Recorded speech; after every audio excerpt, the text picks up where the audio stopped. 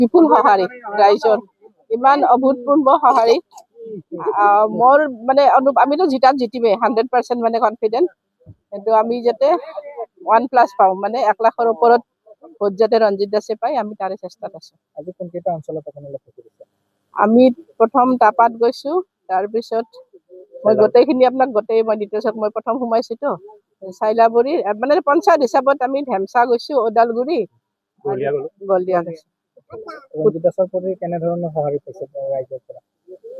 বহুত মানে বিপুল সঁহাৰি। আপোনালোকেতো এইটো লাইনত আছে যাতে ইয়াক ভালকে জানে, কাৰণ এওঁ সেই লাইনেদি আহি পেলাই আজি এইটো প্ৰথমটো এওঁ সাংবাদিকে আছিল আৰু মই যেতিয়া তেওঁৰ লগত বিয়া হৈছিলো মই এজন সাংবাদিকৰ লগতে বিয়া হৈছিলো, মই মানে MLA মিনিষ্টাৰৰ লগত বিয়া হোৱা নাছিলো।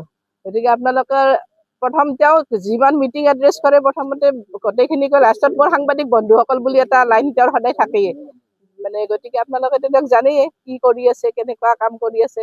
গতিকে তেওঁৰ প্ৰতি মানে মোৰ লাগে তেওঁ মানে মোৰ এইখিনি বিশ্বাস মানে অকল বজালি আৰু সৰ্বক সমষ্টিত তেওঁ যদি আজি নলবাৰীতো নমিনেশ্যন দিয়ে তাতেও তেওঁ জিকিব, মোৰ এইখিনি বিশ্বাস আছে। ৰঞ্জিত দাসে নিজে লাগবা শ্লোগান দি ওলাই আহিছিল, এতিয়া নতুনকৈ ভালকৈ লাগিব। আচলতে আপোনালোকে এতিয়া ভালকৈ লাগিছে নেকি?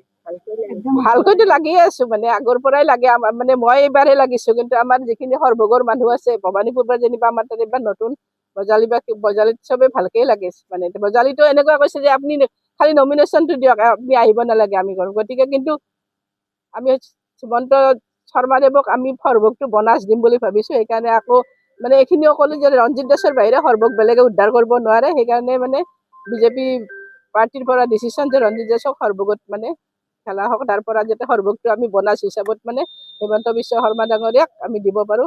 আমি লোৱাৰ আছামৰ পৰা সৰ্বগবাসী ভবানীপুৰবাসী সেইকাৰণে তেওঁক তাতে পঠিওৱা হ'ল, কাৰণ বজালি তেওঁ এনেকে সজাই থৈছে তাতে মানে নিজিতাৰ কথাই নাই। মানে আমাৰ ধৰ্মেশ্বৰ ৰায় ধুনীয়াকে জিতি আহিব।